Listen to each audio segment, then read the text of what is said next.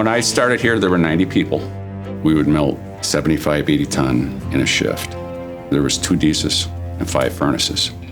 Now there's 6 diesels and 10 furnaces, and those 10 furnaces have 3 times the power.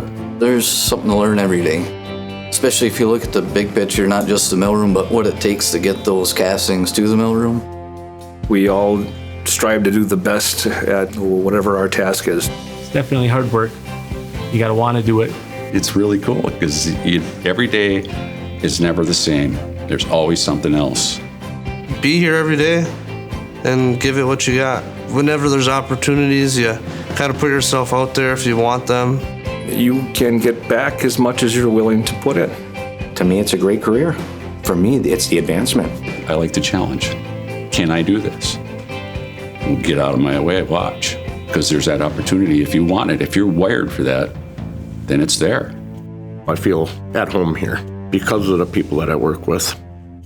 You get treated well. Good pay, good insurance, good benefits. You're not just a number. You don't come in and, hey, let's get in here, let's get out of here. What do you need? Get on your way. They're there to help you. And that's what I love about it. There's always someone with an open door or open ear to hear you out.